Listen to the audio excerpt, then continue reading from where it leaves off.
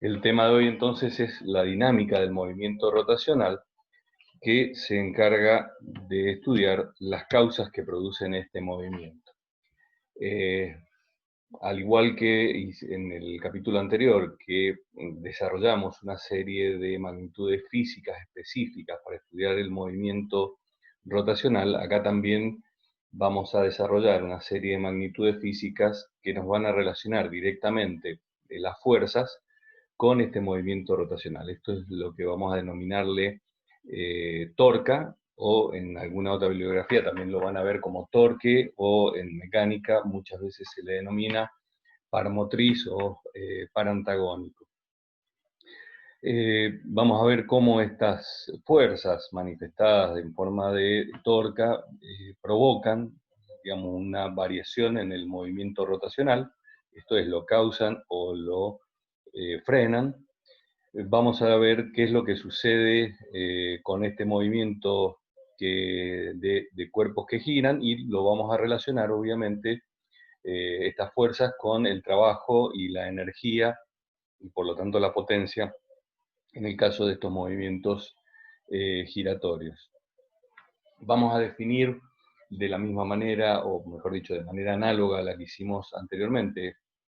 En lugar de definir un momento lineal, vamos a definir en este caso un momento angular, y vamos a estudiar también el concepto de conservación del momento angular, que es una manifestación en los movimientos de tipo rotacionales que tienden, de la misma manera que los movimientos lineales, a mantener ese tipo de movimiento en el tiempo. Vamos a ver si llegamos con el horario a describir digamos, aplicando todos estos conceptos, un funcionamiento de un instrumento que se denomina giróscopo, que es bastante característico y muchas veces poco intuitivo. Estudiándolo bajo esta perspectiva, podemos llegar a comprender el funcionamiento. Vamos a definir entonces, como habíamos dicho, una cantidad física nueva, que es la torca, que es una acción de torsión o de giro debido a una o más fuerzas que, al actuar sobre un cuerpo rígido, provoca un cambio en su movimiento. Ya sabemos que cada vez que hay un cambio en el movimiento, lo podemos relacionar, este cambio, a una variación de la velocidad, en este caso de la velocidad angular, y por lo tanto ello lo representamos o lo caracterizamos como una aceleración angular. Por último, o siguiendo, vamos a estudiar el concepto. Habíamos visto el concepto de energía cinética, vamos a ver ahora el concepto de trabajo y potencia relacionados con este movimiento rotacional y estas fuerzas que actúan en forma de torca. Y por último, vamos a estudiar, como dijimos, el momento angular y el principio de conservación del mismo, que es lo que mantiene, digamos, a las cosas que giran tendiendo a girar, como por ejemplo un trompo, o digamos, la conservación del momento angular es que podemos ir en bicicleta en forma derecha sin hacer mucha fuerza. Entonces, vamos a darle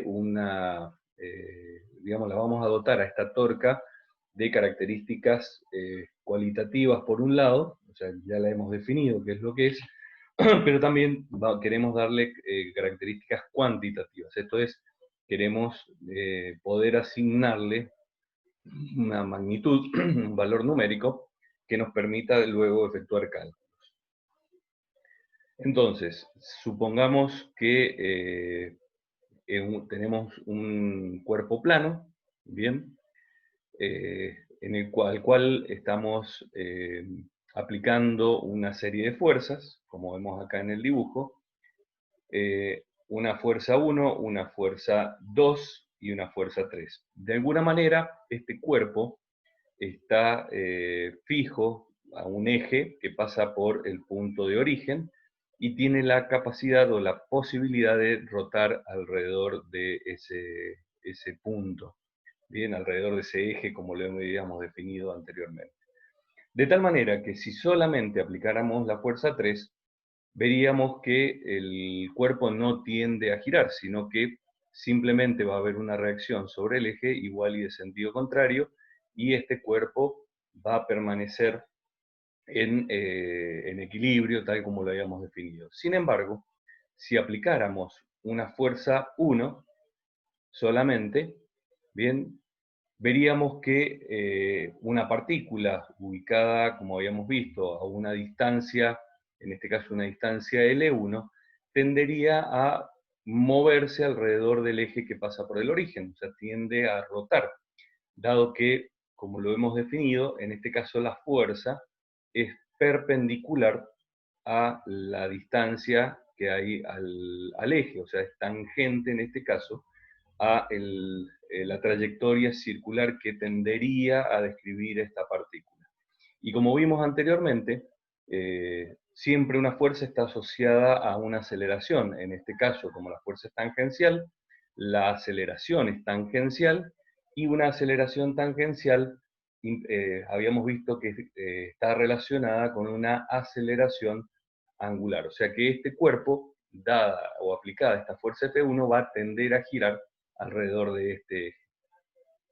Vamos a denominar entonces a esa distancia a la cual está, digamos, la mínima distancia respecto del eje de rotación a la cual está aplicada la fuerza, brazo de palanca o brazo de momento, que es lo que ustedes normalmente habían descrito cuando estudiaron física, quizás en la secundaria. Otro tanto ocurre con el caso de la fuerza F2, con la diferencia que en este caso el fenómeno también va a ser de rotación, pero va a tender a rotar en sentido contrario. O sea, se va a producir una rotación, en este caso en sentido horario, de acuerdo como lo hemos definido, sería en sentido negativo.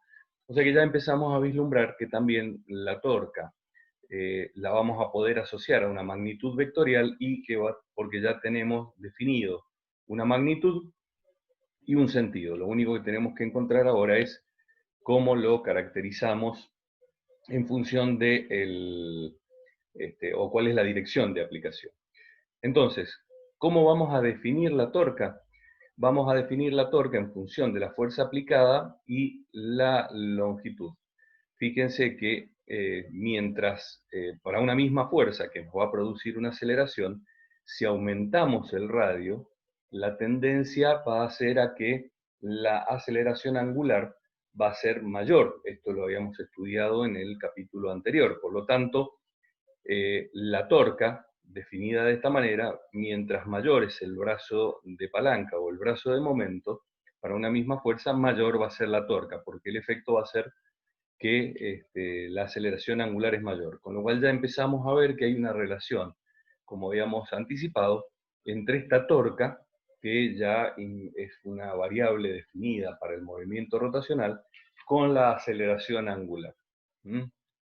Y como dijimos, estas rotaciones pueden ser positivas o negativas en función de si giran en sentido antihorario o en sentido horario alrededor del eje de rotación. La unidad de la torca, casi todas las unidades del movimiento rotacional son unidades compuestas, no tienen unidades propias, es el Newton metro. O sea, la única unidad que habíamos definido específica era el radianes. Entonces recordemos que todas estas magnitudes siempre están definidas en tanto y en cuanto calculemos los ángulos en radianes. De tal manera que en este otro ejemplo que tenemos acá, hay un brazo, bien, una palanca, a la cual aplicamos una fuerza, que en este caso la fuerza está aplicada en el sentido de la flecha roja más oscura, la cual podemos descomponer en dos fuerzas.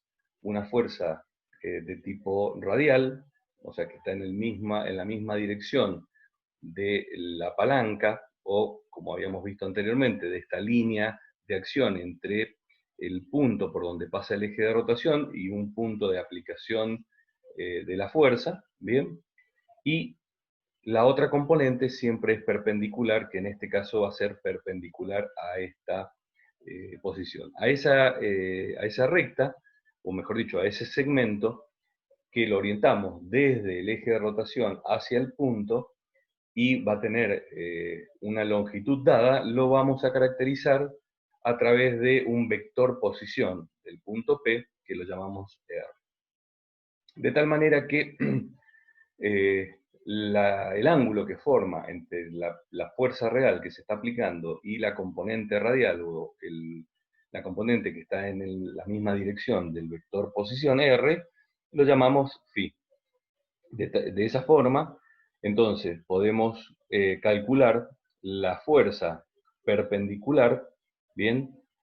Como F por el seno de phi, de tal manera que, fíjense que, viéndolo desde la misma perspectiva que habíamos visto antes, la fuerza radial va a estar pasando o tiene una dirección de aplicación que pasa por el eje de rotación, por lo tanto no va a causar una rotación, y en este sentido, digamos, siempre va a estar en equilibrio en cualquier punto e instante que lo consideremos, mientras que la fuerza tangencial, que es tangencial porque es perpendicular al brazo de palanca, como habíamos visto, o al vector posición R, es la que va a producir esta torca, como la habíamos definido, siendo que L, en este caso, o el brazo de palanca o de aplicación, lo podemos considerar como R.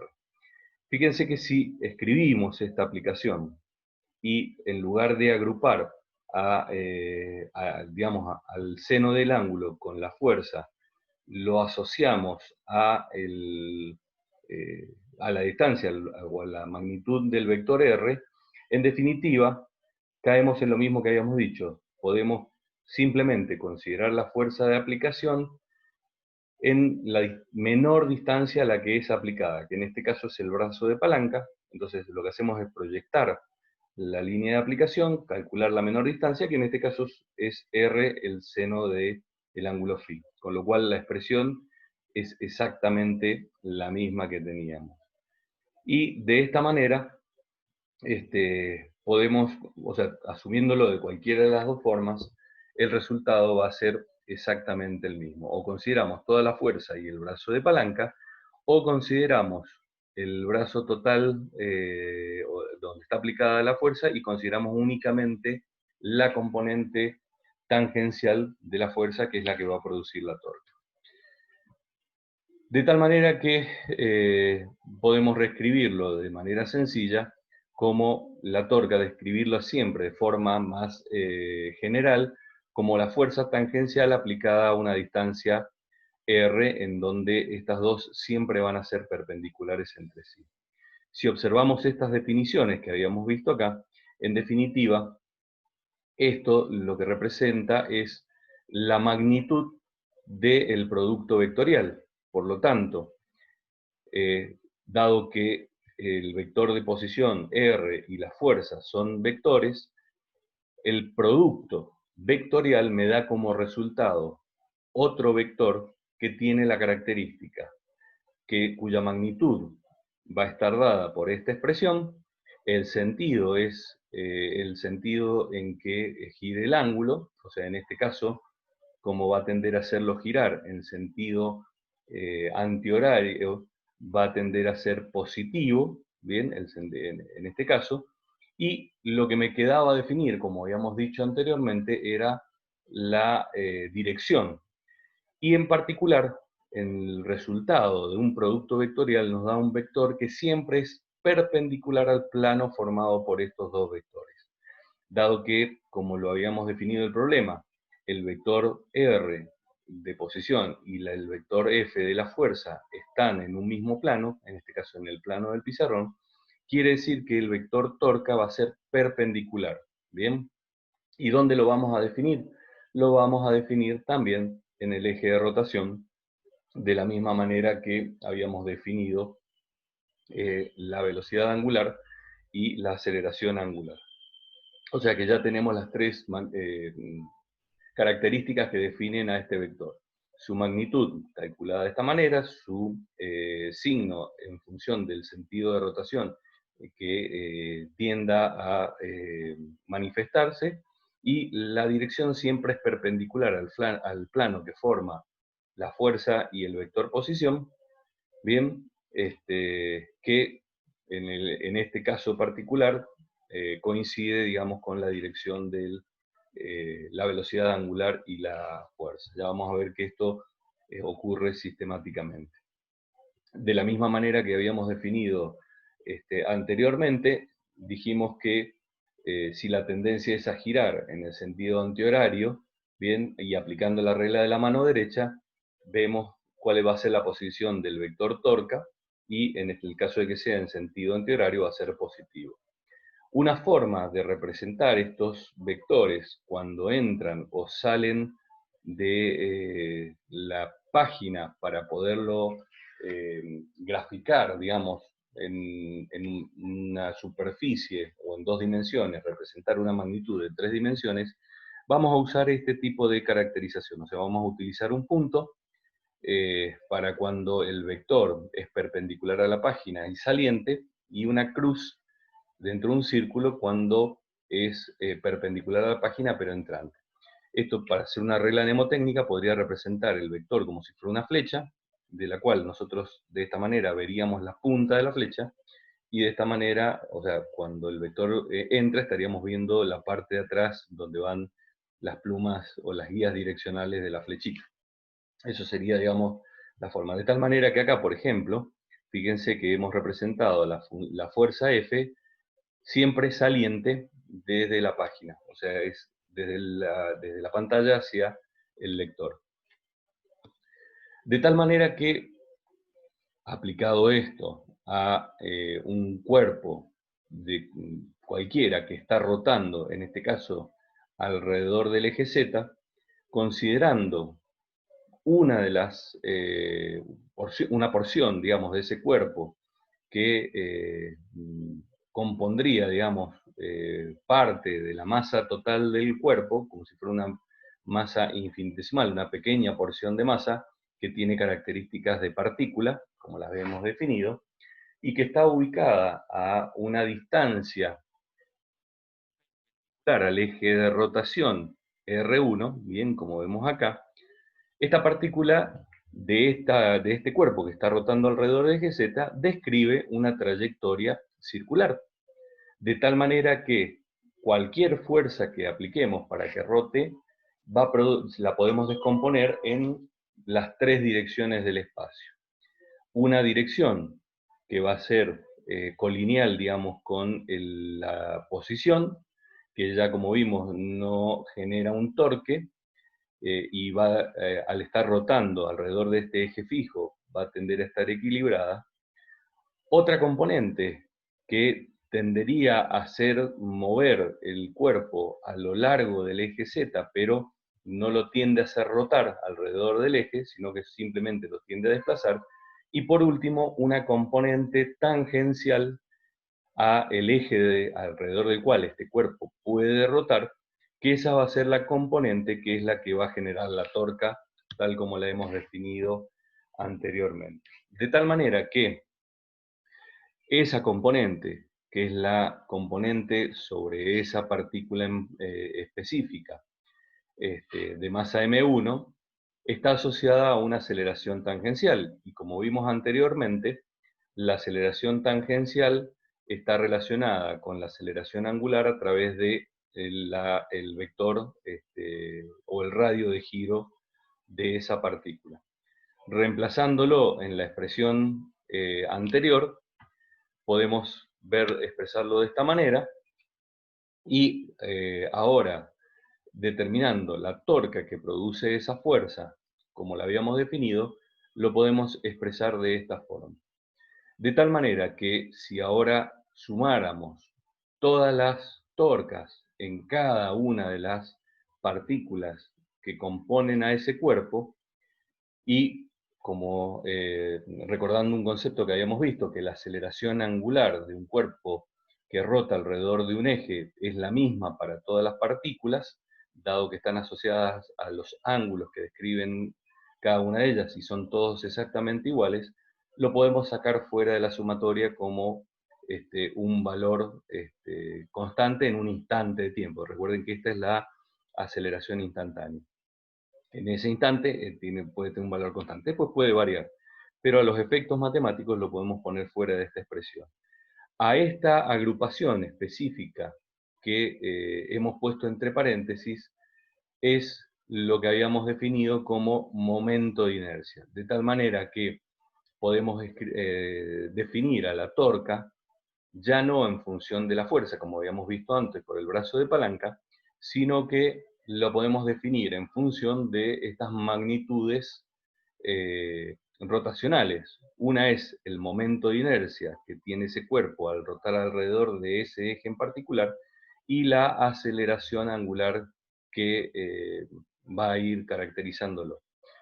Si observamos, digamos, un poco, como diríamos, entrecerrando los ojos, vemos que esta forma nos resulta conocida. La torca está asociada a una fuerza, esta es una aceleración, y el momento de inercia está relacionado con la masa. Fíjense que es una forma análoga a la segunda ley de Newton para cuando hay una fuerza neta. O sea que cuando tengo una torca neta, que esta es la sumatoria de todas las torcas aplicadas, esa va a provocar un giro que va a estar determinado por el momento de inercia, y con lo cual ese objeto va a adquirir una aceleración angular. Mientras persista la aplicación de esta torca, va a existir esa aceleración angular. Dado que el cuerpo va a rotar siempre alrededor del mismo eje, entonces para esa posición, para ese eje de rotación, el momento de inercia lo podemos considerar constante. Entonces vemos que hay una relación directa. Si la torca es constante, la aceleración angular va a ser constante. En el momento que dejamos de aplicar la torca, digamos, esta aceleración desaparece. Ahora si viéramos, por ejemplo, distintas fuerzas aplicadas sobre distintas partículas de una porción de ese cuerpo, una lámina, por ejemplo, que puede rotar alrededor de un eje perpendicular a la misma, que pasa por el origen, vemos que si aplicamos, digamos, o hay algún tipo de fuerza aplicada entre dos partículas que están, digamos, sobre la misma línea de acción, y estas fuerzas son iguales y opuestas, la torca resultante es igual a cero. Esto nos lleva a una conclusión que podemos demostrarla si quisieran, pero quizás no tiene demasiado sentido, es que cuando hay interacción entre las partículas internas o las componentes de un sistema entre sí, vimos que las interacciones dentro de un mismo sistema siempre están regidas por la tercera ley de Newton. Y lo que nos dice la tercera ley de Newton es que a toda acción corresponde una reacción igual y de sentido contrario. Lo que estamos viendo acá es que esa acción y esa reacción, al ser iguales y de sentido contrario, producen exactamente la misma torca, por lo tanto son torcas antagónicas y se cancelan mutuamente. Dicho de otra manera, todas las fuerzas internas de un sistema se cancelan mutuamente entre sí las torcas que producen, y por lo tanto las torcas internas siempre suman cero en un mismo sistema o en un mismo cuerpo. O sea que la torca neta que va a actuar sobre este sistema corresponde a las fuerzas externas aplicadas, algo muy parecido a lo que habíamos visto cuando estudiábamos la cantidad de momento, el momento lineal, y en un sistema aislado. O sea que solamente se cambiaba la cantidad de movimiento lineal si actuaban fuerzas externas. Acá pasa lo mismo, va a haber una aceleración angular, va a haber un cambio, si las fuerzas que actúan son externas o las torcas son debidas a fuerzas externas. Igual que hemos visto antes, y a los efectos de ponernos un poco al día con la temática, les dejo estos ejercicios para que ustedes los tengan en cuenta. En este caso, nuevamente, despreciamos la masa de la cuerda, solamente consideramos la masa del bloque, y la masa del círculo o del cilindro ya no es despreciable, y lo que queremos es determinar ahora ya no solamente el movimiento, sino qué fuerzas actúan y vamos a ver que con una sola ecuación no nos alcanza, vamos a tener que plantear otras ecuaciones para resolver el problema, y acá es donde interviene estas nuevas magnitudes físicas que hemos estado estudiando, que en este caso es la torca, y aplicamos los conceptos del capítulo anterior de momento de inercia y de aceleración angular. Bien, lo que vamos a ver ahora es qué es lo que sucede cuando tenemos movimientos combinados de rotación y de traslación de la misma manera. Vimos que en principio dijimos que el cuerpo rotaba alrededor de un eje fijo y que este eje no se podía mover, por lo tanto esa fuerza radial se tenía que cancelar. Pero si dejamos que esta fuerza tangencial actúe, entonces quiere decir que va a haber una traslación del eje, y esta traslación del eje, bien, la podemos representar como una magnitud de una velocidad que en principio, y para simplificar un poco el cálculo, vamos a considerar que el cuerpo está rotando alrededor de un eje que pasa por su centro de masa. De tal manera que podemos considerar, por un lado, la rotación alrededor del eje que pasa por el centro de masa, y además una traslación del centro de masa con una determinada velocidad instantánea. De tal forma que vamos a tener, por un lado, la energía cinética debida a la traslación, dada a través de la ecuación que habíamos estudiado en los primeros capítulos, pero además se va a sumar a esta energía la energía de rotación, que en este caso va a estar dada por el momento de inercia, como dijimos, respecto del eje de rotación, que en particular en este ejemplo pasa por el centro de masa, y la velocidad angular que tenga en ese instante de tiempo. Entonces esa va a ser la energía cinética total que va a tener este cuerpo. Si consideramos una partícula, como en este caso, que tiene una masa I, podemos descomponer digamos, estas dos velocidades que hemos definido, la tangencial y la del centro de masa. En realidad, en la práctica es una velocidad compuesta de la partícula que la hemos descompuesto en realidad en estas dos, en una tangencial y en una radial.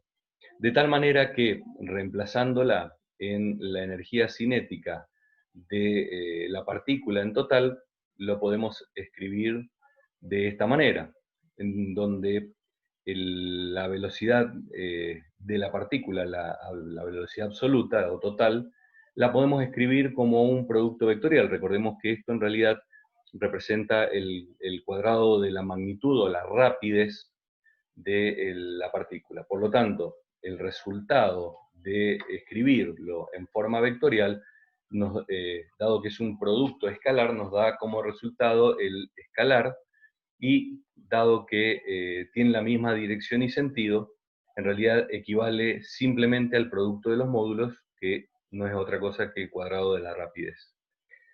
De tal manera que si ahora a cada una de estas velocidades las descomponemos en las dos componentes que habíamos definido, una de traslación o radial y una tangencial, podemos reescribirlo de esta manera,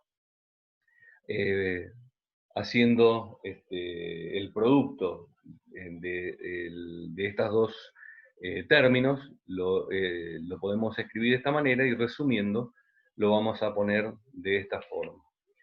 De tal manera que, si ahora queremos calcular la energía cinética total de todo el cuerpo, simplemente basta con sumar las energías cinéticas de cada uno de los componentes. Entonces aplicamos la sumatoria a cada uno de los términos que habíamos obtenido anteriormente. En este caso particular, dado que la velocidad del centro de masa es única, entonces podemos simplemente considerar la sumatoria de las masas, que no es otra cosa que la masa total. Por otro lado, tenemos que el resultado, digamos, de este producto es la velocidad neta, digamos, alrededor de las partículas alrededor del centro de masa, va a tender a ser cero, porque siempre vamos a tener una partícula que se mueve en un sentido y otra que se mueve igual y en sentido contrario. O sea que este término se anula, dado que esta componente de ese término es igual a cero. Y este otro término, por ahora lo vamos a escribir de la misma manera que hemos visto. Como dijimos, la sumatoria de las masas individuales es la masa total, y por otro lado, esta forma de escribir que habíamos descrito anteriormente equivale a la energía cinética de rotación. O sea que vemos que lo que habíamos descrito anteriormente para digamos, una lámina, también se puede aplicar para el cuerpo completo que se está moviendo con un movimiento combinado de rotación y de traslación. ¿Esto para qué nos va a servir? Por ejemplo, para estudiar el movimiento de una rueda. Y la rueda, ya les había anticipado ya la clase pasada, tiene un movimiento muy particular que se denomina rodamiento sin deslizamiento. O sea que vamos a suponer que la rueda en todo momento tiene un punto de contacto con el suelo que no se traslada. O sea, esta sería, digamos, la representación de la rueda. La velocidad en un instante de tiempo de ese punto, al no resbalar, digamos que eso podría ser porque o la estamos arrastrando o hemos frenado de repente y se comienza a deslizar la rueda. En condiciones normales o de rodadura esto no ocurre. O sea que en un instante de tiempo la velocidad en ese punto es cero. Y lo que nos dice la teoría del rodamiento sin deslizamiento es que este movimiento, como vimos, lo podíamos descomponer energéticamente en dos movimientos, uno de traslación y uno de rotación, que es lo que vemos acá. Podemos suponer que todas las partículas de la rueda en realidad se están trasladando de la misma manera o consecuentemente con el centro de masa, y que también parte de ese movimiento es un movimiento de rotación alrededor del eje que pasa por el origen, como si esto rotara sin trasladarse. Y lo está haciendo con una velocidad tangencial igual a la velocidad del centro de masa. De tal manera que si ahora componemos ambos movimientos, nos encontramos con que en el punto de contacto, dado que la velocidad de traslación y la velocidad de rotación son igual y de sentido opuesto, el punto de contacto tiene una velocidad nula. Y que el centro de masa se va a desplazar con una velocidad, dado que desde el punto de vista de la rotación, en realidad la velocidad de rotación en ese punto es cero. Recordemos que esto nos daba la relación entre la velocidad angular y la velocidad tangencial. Al ser radio cero, la velocidad de este punto es cero, por lo tanto tiene únicamente la velocidad del centro de masa. Y el extremo de la rueda se desplaza al doble de la velocidad del centro de masa. Entonces, en ese caso, como dijimos, instantáneamente la velocidad del punto 1 va a ser cero, y esto equivale a que toda la rueda en realidad en un instante de tiempo es como si estuviera rotando alrededor de ese punto. De tal manera que, aplicado ese concepto, a una distancia equivalente a un radio, lo hace con la velocidad de centro de masa, y si consideramos que todo este cuerpo gira con la misma velocidad angular, como habíamos dicho, si duplicamos el radio, por lo tanto también se duplica la velocidad. O sea que esta concepción que tenemos también cumple con las condiciones que habíamos visto anteriormente. ¿Mm? ¿Qué es lo que estamos viendo acá? O sea que es como dijimos, un rodamiento sin deslizamiento, en realidad es una rotación instantánea alrededor de un punto fijo. O sea, en un instante de tiempo podemos considerarlo de esa manera. De tal manera que vamos a considerar entonces la energía cinética de rotación alrededor de este punto de contacto de la rueda con el suelo, en donde vamos a considerar que, dado que este punto es fijo y el punto del el centro, digamos, de masa de la rueda está girando o está, digamos, desplazándose con una velocidad tangencial respecto de este punto, igual a la velocidad del centro de masa, entonces vamos a considerar que en realidad la velocidad angular de rotación alrededor de este punto coincide con esto que habíamos visto acá, o sea que también es omega. De esa manera, y aplicando el teorema de los ejes paralelos que vimos en la clase anterior, podemos considerar que, dado que el eje que va a pasar por el punto de contacto es perpendicular a la pantalla y por lo tanto paralelo al eje que pasa por el centro de masa, el momento de inercia va a estar dado por el momento de inercia del centro de masa del anillo que rota alrededor del centro, esto lo sacamos por tabla, y simplemente lo que hacemos es sumarlo por la masa total de la rueda y el radio de la misma elevado al cuadrado, y con esto ya tenemos el momento de inercia. Y como dijimos, conocemos la velocidad de desplazamiento del centro de masa y por lo tanto la velocidad angular. De esta manera, y reemplazándolo en la ecuación de energía, llegamos a la misma conclusión que habíamos visto anteriormente. O sea que podemos descomponer los movimientos de rotamiento sin deslizamiento en un movimiento de rotación puro alrededor del centro de masa y un movimiento de traslación del centro de masa como si se estuviera trasladando en forma lineal. Todo esto que hemos descrito es porque consideramos que lo está haciendo en una superficie plana. Si además esta rueda estuviera ascendiendo o descendiendo, tendríamos que tener en cuenta también cuál es el cambio de energía potencial gravitacional.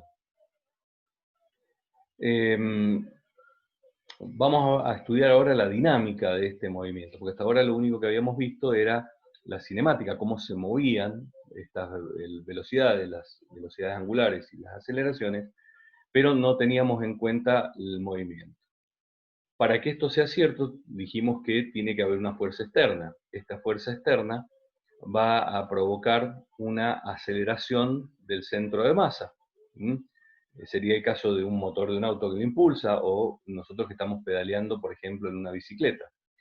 Y teniendo en cuenta lo que habíamos visto antes, esta fuerza, dado que por fricción la rueda está rotando y no se va a deslizar en el punto de contacto con el suelo, entonces va a aparecer una torca. Esta torca, dado que podemos considerar que el movimiento de rotación, ¿se acuerda que lo habíamos aislado respecto del centro de masa? La podemos definir en función del momento de inercia del centro de masa, que es la que hace rotar la rueda, y la aceleración angular aplicada. Esto es parecido al ejemplo que vimos en la clase pasada de la bicicleta, por eso les decía que el estudio de la dinámica era un poquito más complejo. Entonces, todas estas ecuaciones que vimos son válidas, ¿por qué? Primero que nada, porque supusimos que los cuerpos no son deformables. Segundo, que la distribución de la masa alrededor del centro de masa es uniforme, o sea que el eje de simetría pasa por el centro de masa, bien, que esto normalmente es lo que ocurre en una rueda, por eso las ruedas de los vehículos las llevamos a balancear, para que esto sea así. Y que además este eje no cambia de dirección. ¿Y a qué nos referimos con que el eje no cambia de dirección? Es que en realidad, si volvemos un poquitito para atrás, en realidad, a medida que el eje se va desplazando, fíjense que siempre va a ser perpendicular a la página y a la dirección de movimiento de traslación de la rueda. Bien, esa es la tercera condición.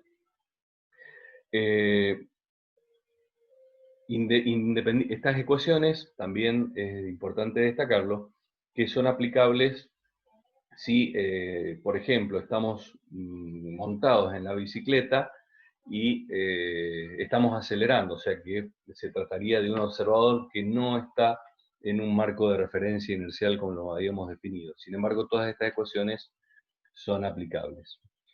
Una de las formas de ver la aplicación de este concepto es el ejemplo 17, que es una esfera sólida que rueda sin deslizamiento, dado que hay una fricción entre la esfera y la plataforma inclinada en la que se desliza, de tal manera de que instante a instante podemos considerar que está rotando alrededor de un punto fijo. Lo único que cambia es que, evidentemente, al ser una esfera sólida, el momento de inercia del centro de masa es distinto que el que habíamos definido, y bueno, acá la idea es que ustedes determinen a través de todo el análisis que hemos hecho anteriormente, determinen cuál sería el coeficiente de fricción que se requiere mínimo para que se produzca este rodamiento sin deslizamiento. ¿Qué es lo que sucede? Si nosotros inclinamos más para un determinado coeficiente de fricción estática, recordemos que consideramos que este punto está quieto, por eso siempre consideramos el coeficiente de fricción estática. Si nosotros inclinamos más la, digamos, la rampa por donde se desliza, va a llegar a un punto en donde en realidad la esfera ya no va a rodar sin deslizamiento, sino que simplemente se va a resbalar a lo largo de la rampa. ¿Qué es lo que sucede en realidad? Y esto lo vamos a estudiar un poco más adelante. Siempre hemos considerado que tanto la rueda como el piso son indeformables, son rígidos. En la práctica esto no es así. Una forma sencilla, o sea, todos vemos, si vemos la rueda de un auto, vamos a ver que la parte donde está apoyada en realidad está deformada. Bien, en el caso, por ejemplo, de una rueda de un ferrocarril que fuera acero, esto no es observable a simple vista, pero sin embargo hay una pequeña deformación. ¿Cómo lo podemos visualizar? Bueno, en vez de considerar que la rueda se deforma y que el piso es rígido, vamos a considerar lo contrario, que la rueda es rígida y que en realidad el piso es el que sufre una pequeña deformación debido a este peso. ¿Esto qué es lo que ocasiona? Que en realidad el punto de contacto de la rueda ya no queda ubicado perpendicularmente al eje, digamos, la normal no pasa por el centro de masa, sino que la normal pasa alejada del centro de masa. Entonces, la torca, en definitiva, que va a ejercer respecto de este punto, que es el punto de contacto, el propio peso, que es la que obliga a deslizarse, va a ser menor, o sea, esta distancia, bien, que es el brazo de palanca, es menor, y por eso en realidad es el resultado de esta fricción de rodamiento es que va a tender a ir o a rodar a una menor velocidad angular, dado que la torque es menor, la aceleración es menor, angular es menor, y por lo tanto la velocidad angular es menor. Por eso es que, en realidad, si digamos, no se produjera esta deformación en las ruedas del auto, bastaría con acelerarlo y luego podríamos apagar el motor y seguir rodando indefinidamente. Esto es lo que nos provoca que tengamos que tener permanentemente el motor del auto andando. Sin embargo, digamos, esta fricción de rodadura o de rodamiento es mucho menor que la fricción de deslizamiento. Por eso es cuando detenemos la rueda del auto, el auto deja de avanzar, bien, se detiene rápidamente. Por eso es que, digamos, esa es la característica de por qué los vehículos tienen ruedas. En realidad, más allá de que tengan una fricción por deformación, esta va a ser menor siempre que ir deslizando, por ejemplo, un trineo, bien, aunque estuviera construido de los mismos materiales. Y por otro lado, esto también explica de por qué siempre conviene que un auto que va a viajar en la ruta, para que haga menos fuerza el motor y por lo tanto consuma menos combustible, siempre conviene que las ruedas estén más infladas para que tengan menos deformación. Bien, siguiendo con lo que habíamos estado viendo, vamos a estudiar qué es lo que sucede con el trabajo. Ya habíamos visto que hay una energía cinética asociada a la rotación de un cuerpo, y por lo tanto, si hay una fuerza asociada o una torca, como lo hemos definido, para producir este cambio de energía cinética, si es que, como dijimos, si hay una torca, hay una aceleración angular, y si hay una aceleración angular, por lo tanto hay un cambio de energía cinética, y todo cambio de energía cinética sabemos que lo podemos asociar a un trabajo.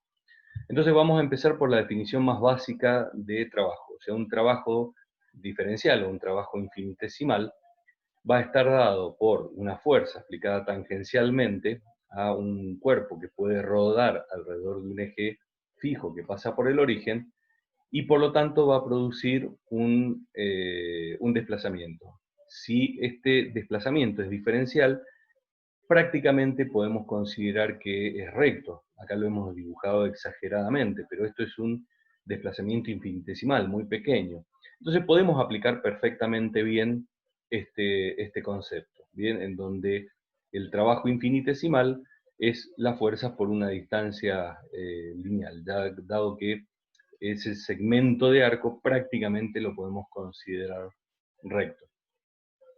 Si medimos el ángulo en radianes, entonces, como vimos, podemos asociar a ese desplazamiento infinitesimal, lo podemos expresar en función del ángulo y del radio de la curva. Reemplazándolo en la ecuación, vemos que lo que nos aparece acá es la fuerza tangencial multiplicada por el radio, que en este caso el radio es la menor distancia, o como lo hemos definido, es el brazo de palanca. Por lo tanto, si aplicamos una torca que nos produce un cambio en la posición de las partículas o una rotación, podemos definir un trabajo aplicado. El trabajo total va a ser la torca aplicada para producir una rotación de un cuerpo rígido alrededor de un eje desde un ángulo inicial, θ1, hasta un ángulo θ2. Resolviendo esta expresión y considerando, por ejemplo, que la torca fuera constante durante ese proceso, podemos reducir la expresión de esta manera. De tal manera que podemos ponerlo en digamos, el trabajo total en función de la torca y del cambio de ángulo. Como dijimos, cada vez que se efectúa un trabajo, en realidad hay un cambio en la energía cinética, y esa relación es la que vamos a querer, o la que vamos a intentar buscar ahora. Entonces partimos de la definición que habíamos visto al inicio, en donde producimos una desviación infinitesimal, reemplazamos la torca por la relación con el efecto que produce, que es una aceleración angular, y el momento de inercia de ese cuerpo rotando alrededor de ese eje en particular, recordando que la aceleración angular se debía a un cambio en la velocidad angular, y que a su vez, digamos, podemos expresar esta misma expresión en lugar de considerar el cambio, o sea que en realidad va a haber un cambio de posición respecto del tiempo, lo podemos expresar de esta manera, de tal manera que esto equivale a la velocidad angular en un instante de tiempo. Entonces, ese trabajo infinitesimal lo podemos escribir de esta manera. Si queremos ahora calcular el trabajo total efectuado, simplemente lo único que, en lugar de considerar la posición, ahora lo que consideramos es el cambio en la velocidad angular, bien, desde una velocidad angular inicial a la final, mientras está aplicada esta torca constante, y resolviendo esta integral, considerando que el momento de inercia, en realidad, para la rotación de ese cuerpo respecto de ese eje se va a mantener constante, lo podemos escribir de esta forma. Y esto no es ni más ni menos que lo que habíamos encontrado como la energía cinética final menos la inicial. lo cual nos lleva a lo que habíamos dicho al principio. Si hay un cambio en la energía cinética, ello implica que hubo un trabajo efectuado por las fuerzas externas, que en definitiva la hemos aplicado o analizado como si fuera una torca externa. Por otro lado, definimos la potencia como el trabajo en el tiempo, reemplazándolo por las expresiones que hemos obtenido a lo largo, digamos, de este desarrollo. La potencia la podemos expresar en función de la torca, o mejor dicho, la magnitud de la torca y la magnitud de la velocidad angular. Visto desde el punto de vista, digamos, vectorial, teniendo en cuenta que tanto la torca como la velocidad angular son magnitudes vectoriales y que ambas las habíamos representado en un cuerpo que gira alrededor de un eje. En este caso podemos elegir el eje Z de rotación. Van a tener, digamos, la misma dirección. Si tienen, digamos, la misma dirección y sentido, el coseno del ángulo es 0. Si tienen dirección y sentido contrario, en realidad la velocidad va a tender a reducirse, por lo tanto el coseno va a ser de 180 grados y aparece un signo negativo, o sea que en realidad el trabajo o la potencia está frenando a esa rueda. O sea que también lo podemos analizar desde el punto de vista vectorial y llegamos a la conclusión que la potencia no es otra cosa que el producto de las magnitudes de la torca y de la velocidad angular. Otro, como habíamos anticipado, otro concepto importante a tener en cuenta es el momento angular. Así como habíamos definido un momento lineal teniendo en cuenta la masa y la velocidad de una partícula, siendo una cantidad angular, vamos a definir el momento angular como el producto vectorial del momento lineal de la velocidad en el punto, digamos, la velocidad tangencial, como habíamos visto, en un punto o en una partícula que está rotando alrededor de un eje, que podría ser también aplicado a una partícula que compone un cuerpo. Por ahora lo vamos a considerar únicamente respecto de una partícula, de tal manera que si la partícula se está moviendo en el plano de XY, como hemos visto acá, el resultado es que el vector posición R está contenido en el plano XY,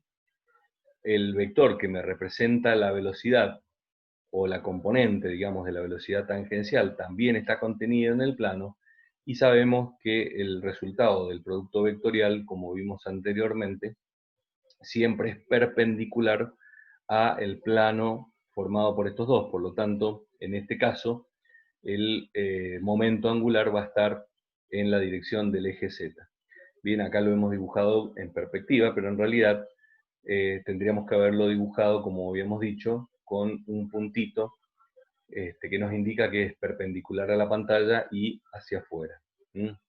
O sea que también se aplica, en este caso particular, la regla de la mano derecha, considerando el primer término la posición y el segundo término la velocidad, para determinar la dirección y el sentido del momento angular.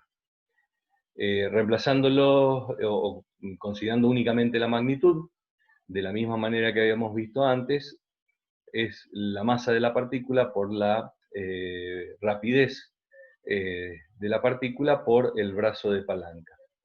Nuevamente podemos hacer lo mismo que habíamos hecho antes. Proyectamos la recta de acción de la velocidad y consideramos el brazo de palanca, que es la mínima distancia que hay desde esa recta hasta el punto por donde pasa el eje de rotación. De tal manera que podemos considerarlo todo agrupado de esta manera, que no es ni más ni menos que la componente del momento lineal, como lo hemos visto acá, perpendicular a el vector posición R. O sea que es lo mismo. Las unidades nuevamente no tienen unidades particulares, es simplemente las unidades de cada uno de los términos que lo componen, kilogramo por metro al cuadrado sobre segundo. ¿Qué es lo que sucede si actúa una fuerza? Bien, sobre la partícula. Al actuar una fuerza, va a aparecer una torca, por lo tanto va a cambiar la velocidad, digamos, esta fuerza para que cambie las condiciones de rotación tiene que ser tangencial, por lo tanto aparece esa aceleración tangencial y va a haber un cambio en la rapidez, digamos, más allá de la rotación. Entonces, considerando este cambio, en realidad vamos a prever que va a haber un cambio en el momento angular. Vamos a considerar entonces el cambio de ese momento angular y lo reemplazamos por la expresión que habíamos encontrado anteriormente, aplicando la distributiva, nos queda de esta manera, en donde el cambio del vector posición de la partícula no es otra cosa que la velocidad de la partícula, y el cambio de la velocidad respecto del tiempo no es otra cosa que la aceleración. En este caso, fíjense que acá la aceleración no tiene su índice, porque estamos considerando que la velocidad va a cambiar de dirección debido a la rotación, pero además, como está aplicada una fuerza, probablemente también cambie su rapidez o su magnitud.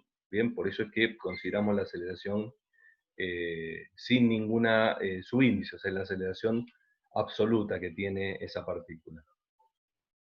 Si suponemos que la masa es constante, bien, o sea que no va a haber un cambio de masa, entonces en este caso me queda, como la masa es constante, la puedo sacar afuera de la expresión, me queda un producto vectorial sobre sí mismo, y por lo tanto este término se hace igual a cero, dado que el ángulo entre los dos es 0 grados, y el seno de 0 es igual a 0, como habíamos visto. Y por otro lado, recordando que la fuerza es masa por aceleración, entonces me queda que el cambio del momento angular queda expresado R por la fuerza, que no es otra cosa que la torca. En otros términos, si yo aplico una torca, estoy cambiando las condiciones de rotación y por lo tanto estoy cambiando las condiciones del momento angular. Viendo esto en un cuerpo rígido, nuevamente tomamos una tajada, una lámina, que podría ser parte de un cuerpo, simplemente es una lámina que está rotando en el plano XY, y el eje de rotación es el eje Z, como lo tenemos definido acá.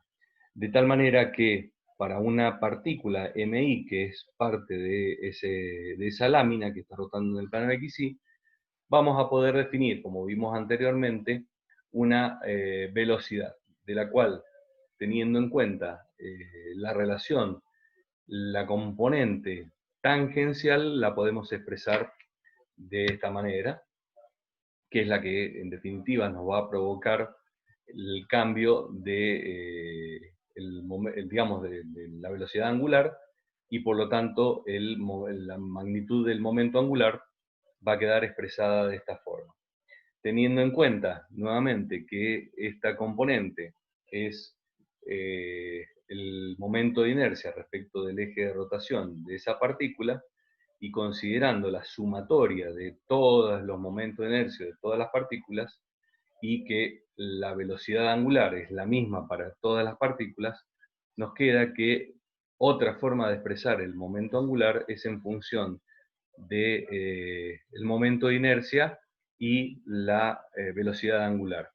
Nuevamente, si vemos esta expresión, es completamente análoga a la que habíamos visto para el momento lineal. Bien, simplemente que acá se trata de las magnitudes. Entonces, el momento angular es el momento de inercia por la velocidad angular, en donde esto vendría a ser el equivalente de la masa y el equivalente de la velocidad para el caso lineal del momento.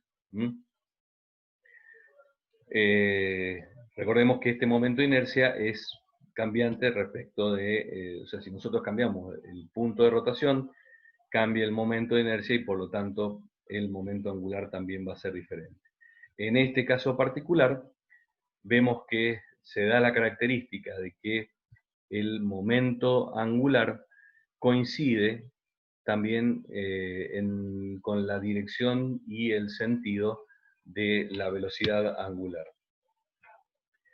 Ahora, ¿qué es lo que sucede en el caso de que tengamos un cuerpo, bien, en donde ya no tenemos una lámina girando, sino que tenemos un cuerpo de tipo volumétrico y consideramos digamos, una partícula que tiene una masa MI, pero que ya no está en el plano definido por nuestro sistema de referencia? Entonces, fíjense que ahora la componente de la posición ya no solamente va a tener componentes en X y en Y, sino que también va a tener una componente en Z.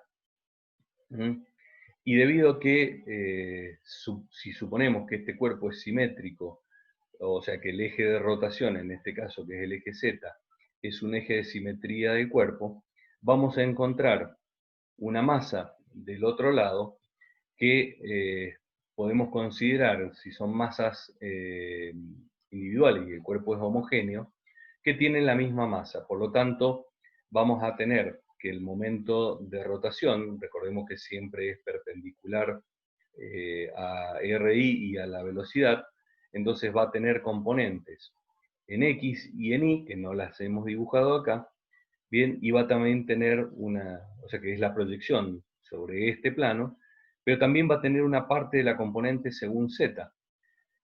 La característica es que la partícula desde el otro lado también va a tener una componente según Z en la misma dirección y sentido. O sea que todas las componentes del momento angular en X y en Y de las partículas que están diametralmente opuestas se van a cancelar mutuamente entre sí, y todas las componentes en el sentido del eje de rotación se van a sumar entre sí, obteniéndose un momento angular de rotación igual. O sea que lo que habíamos visto para un plano, una lámina que giraba, también es completamente aplicable a un volumen.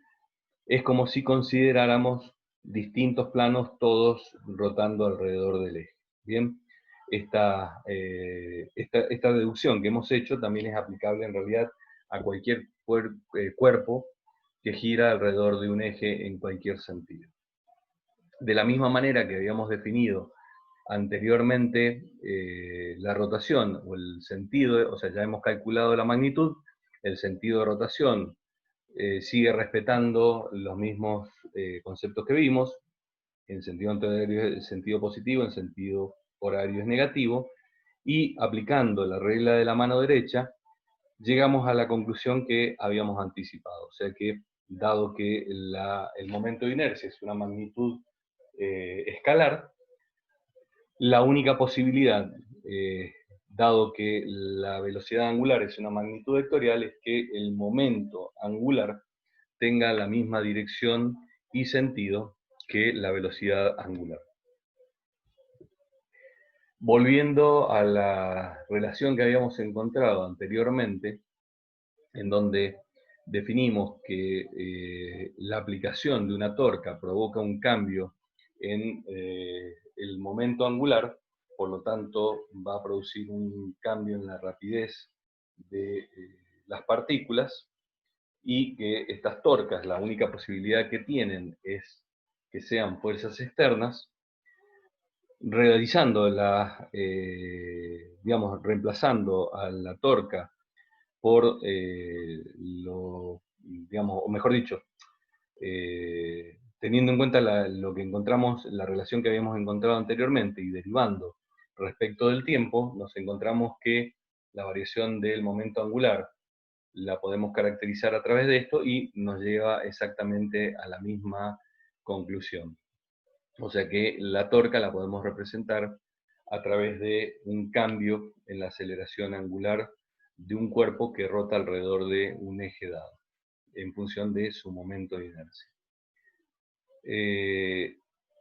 Esto, como dijimos, se aplica a un cuerpo rígido, dado que si el cuerpo no fuera rígido y el cuerpo se deforma, cambia el momento de inercia y por lo tanto, aunque la velocidad angular sea constante, va a cambiar el momento angular. ¿Sí? Pero por ahora no nos preocupa esto, sino que lo vamos a tener en cuenta, digamos, cuando veamos más adelante equilibrio y elasticidad, que es el tema que viene. Bien, ¿qué es lo que sucede si, como dijimos, este cuerpo rotaba alrededor de un eje que no es un eje de simetría, sino que es un eje cualquiera de un cuerpo que puede tener una forma irregular como vemos acá en la figura? ¿Qué es lo que sucede? Va a aparecer que va a haber digamos, la torca, eh, el hecho, digamos, de que gire alrededor de esto implica que va a aparecer una torca y por lo tanto va a haber un cambio a medida que nos vamos desplazando. eh, el, eh, el vector que me representa, digamos, el momento angular, ya no va a pasar por ese eje de simetría, por lo tanto no va a ser perpendicular al eje de rotación, sino que va a tener una leve inclinación, y esta inclinación hace que a medida que el cuerpo vaya rotando, va a ir cambiando su posición.